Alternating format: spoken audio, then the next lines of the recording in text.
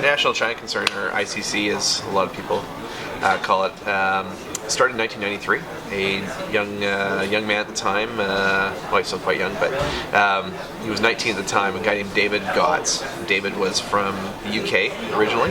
Had gone to Hong Kong with YWAM, doing his DTS, and was just fascinated with Asia. But it was like kind of one of those stories where I think Jackie Pullinger's kind of a very similar one, where it was sort of like, coming from there, fascinated with the culture, and just really felt like, where should I go, and just kind of literally left everything. He had been working as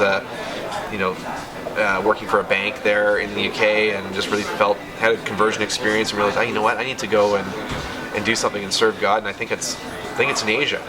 So off he went to China, didn't know anything, but anyway, did his DTS, ended up in Taiwan learning Chinese. And a friend called him and said that she was going into, I think it was a friend that he'd gone to YWAM with, and she was going into China and was going to go work with some children in an orphanage, or like a welfare center that they call them there, where these kids have been essentially left, and she was going to go work there. And would Dave consider, supporting her, whether it was like with some money or prayer or what have you, and something stirred in him, and he realized, I think this might be something I'm interested in. I know he just felt like he needed to go. So he worked it out to show up at a point, and he kind of got to this town in southern China, and he actually tells a story about how, as he went to the gates of this welfare center, he was thinking to himself, obviously these children will all be really sad because they don't have any parents, they've been abandoned, and so their mummies and daddies aren't around, and they'll probably be really sad, but kids are kids, and they'll be playing and running around and chasing each other and on playground equipment, and kids are kids, right? Mm-hmm. He said, but the thing that struck him, though, was as he walked up to the door, he said that there wasn't really any sound.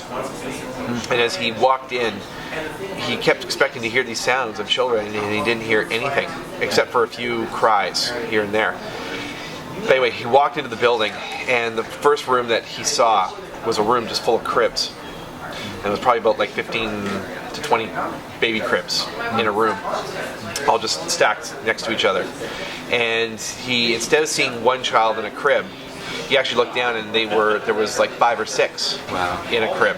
And so they were turned sideways just to fit them all in. And this was just repeated, crib after crib after crib.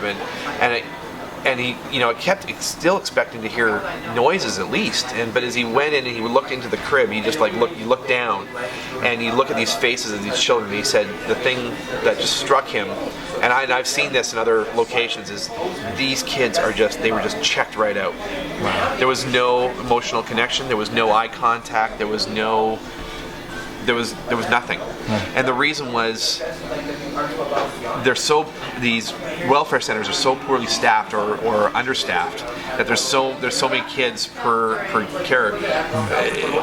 When a kid cries, they cry because they want attention. Yeah. But kids also learn really quick. Yeah. When they don't get any response, when no one comes and picks them up because they're crying, when no one comforts them because they're hungry or they're hurt or whatever the case is, you just learn to stop crying. And here's these kids, weeks old.